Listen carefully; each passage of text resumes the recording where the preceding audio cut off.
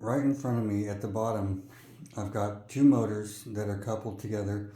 Um, there's no telling how many videos you're going to see on YouTube with someone claiming that they're getting free energy out of this, and that is an absolute lie.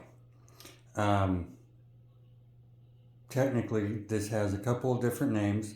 Um, Voltage booster is one, boost converter is another. You find these all over the place. You probably got at least half a dozen of them in one form or another in your home appliances. This particular style here you will find in heavy industrial applications, whether they are power plants, refineries, offshore platforms, major manufacturing facilities, production plants, anything of that nature. All they're good for is generating higher efficiency within a circuit. So on the left, I have a 3 to 6 volt motor that's rated for 10,000 RPM when running at 6 volts. On the right, I have a 12 volt motor and it's rated for 12,000 RPM when running at 12 volts. So if I'm using the 3 to 6 volt motor, I'm never going to get 12 volts out of it. I'm going to get 10 volts out of it at best. And if I run that back to the batteries, it's never going to charge them. The reason for that is that you are not going to have the amps to produce the charging.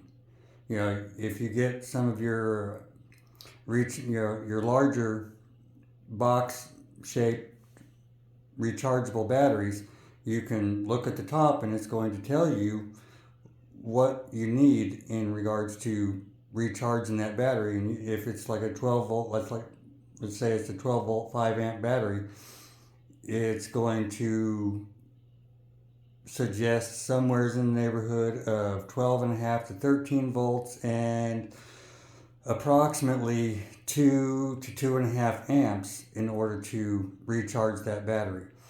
Those motors that you're looking at might get 250 milliamps when in operation. So the one on the right in this scenario would be operating as a generator because the 3 to 6 volt would be powered by the batteries, which makes the 12 volt a generator at that point. And I can run it back to the batteries, and all it's going to do is create greater efficiency within that closed circuit. So all it's going to do is allow me to operate it for a much longer period of time because the motor on the right is going to take up some of the drain on the batteries, and that's it. Now, if you look in the just behind them at the three smaller motors, I'm working on replicating that, but I'm adding a third motor to it. So once it's done, I'll run the wiring to the dual shaft that's in the center. It's got the shaft coming out both ends, not just one end. And I'll run it from the batteries, and then the one on the left, I will run back to the batteries immediately, just like the configuration up front. And then the one on the right, I will run to a completely separate load. All three batteries will be insulated from one another. And it's just my way of seeing how efficient I can make that kind of a system. With any kind of application, and we'll use solar as an example. If you've got solar panels on the roof of your house, you're off grid or you're in the suburbs and you're taking advantage of your state's local solar buyback program.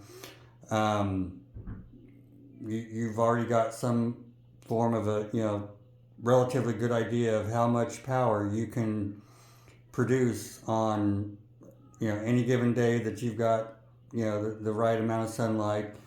You know how much power you're using in your home, all of those things.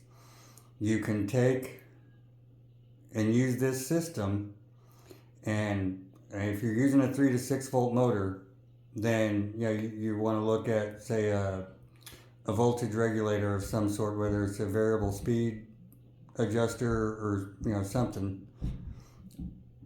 And then you can run the 12-volt motor back to the batteries, and it's going to be the same thing. It's going to give you better output from the solar, so that you can run longer without having to worry about your batteries draining because there wasn't sunlight, enough sunlight. There was rain for 2 or 3 days, whatever. It's all about how you can apply greater efficiency to the system. Now, in one of my last shorts, I was talking about getting set up for aquaponics, and so right there is the tank, the initial tank I'm going to use. I'm going to get 2 more after this. And right here I have a 5-volt motor, or a 5-volt generator rather, that's for hydropower. Real cheap. I got it off of Amazon for, I don't know, $10, $11, $12, something. It wasn't much. Now, if I want to use hydro, and then here in just a second I'll check to make sure that you can see it. You can.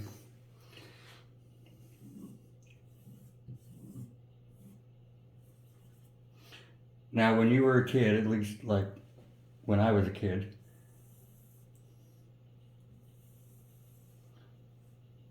you can take a hose, you can siphon it, and then you're going to have water come out. You can do the same thing here.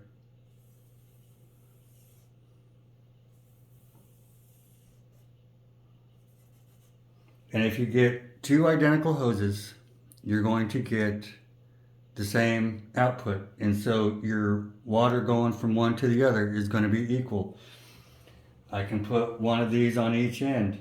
That's not going to cost any additional energy for that to work. I'm just using gravity. I'm just using physics. That's it. It's low pressure, but this is just 5 volts and I don't need very much. There's also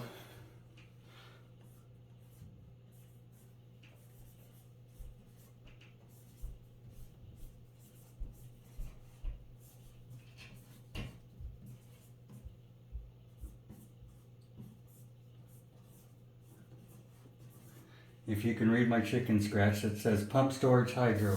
This is a thing. And so you can go on Google right now, you can search it, and it is a legitimate way in which power companies generate electricity. It's a form of hydropower. And what they do is they pump water to an elevated surface, and then they let it gravity feed to, sometimes they'll do a dam and just the traditional hydropower. And there's a couple, 2 or 3 different methods. It's been around for quite a while.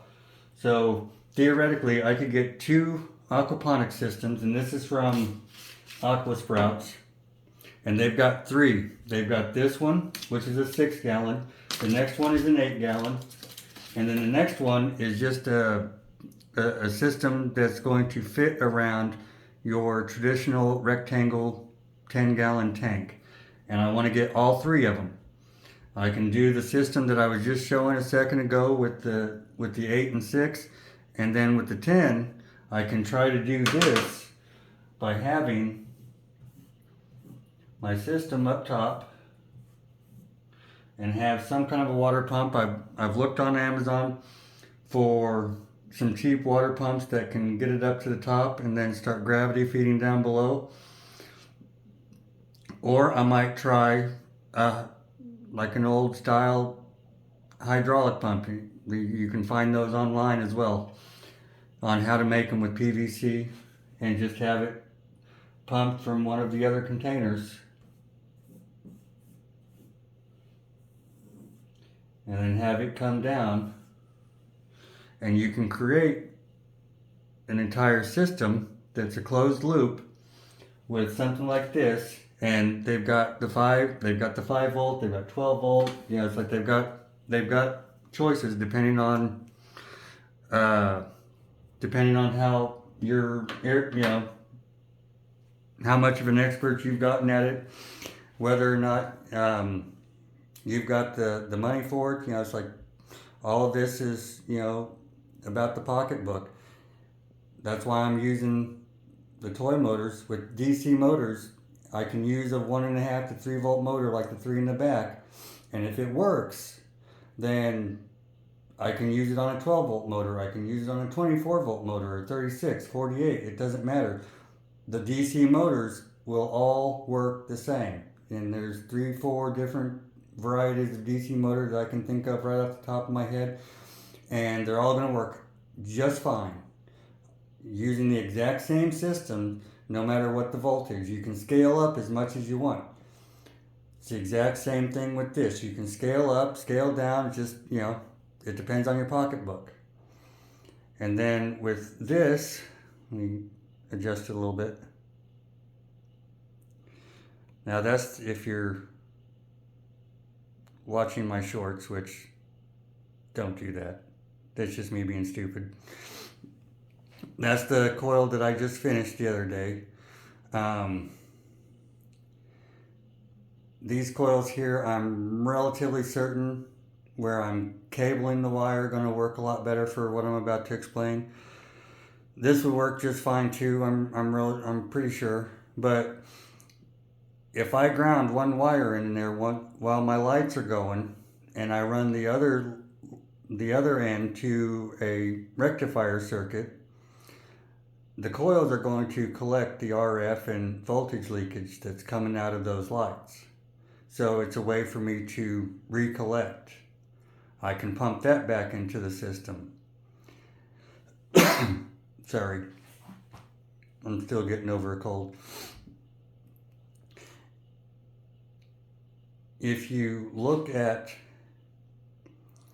what you have available, if you are in any way, shape, or form producing your own power and trying to find better ways to do it, it's all around you. All you have to do is kind of look at what you've already got 9 out of 10 times, and there are different methods. There's a lot of crap online. I'm trying to make sure that anything that I put out there, aside from the shorts are all going to be crap.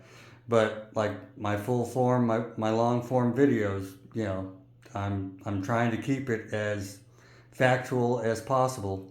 Right now I don't have anything up and running. Within, I think, the next 3, 4, maybe 7 days at the most, I will have stuff up and running. I have ordered seeds for microgreens, and I ordered them like 2 weeks ago. I'm not going to say who I ordered them from because usually they are just jam up on getting seeds to me, but for some reason it's just they're not even in transit yet. I was checking this morning. But as soon as I have stuff like that going, I'm going to get that set up operating. I'll have rectifier circuits. I can get my multimeter hooked up to them. I can start showing in videos what I'm getting out of it, which won't be a lot, but every little bit helps to increase the efficiency on combating the drain on the batteries. But I want to be careful because right now I've only got those 4 packs, and they're both positive to positive and negative to negative, so all it's doing is increasing the amp hours. It's not increasing the voltage. So I'm running at peak when I first plug it in just short of 5 volts. So I don't want to go over 5 volts on anything.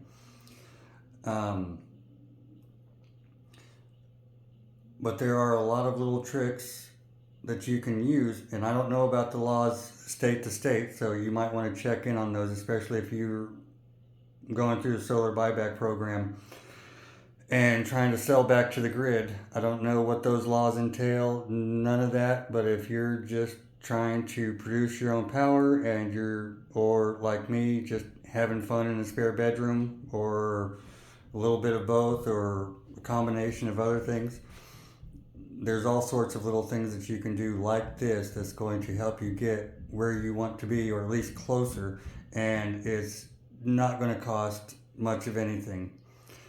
I've got another video coming up tomorrow where I'm going to show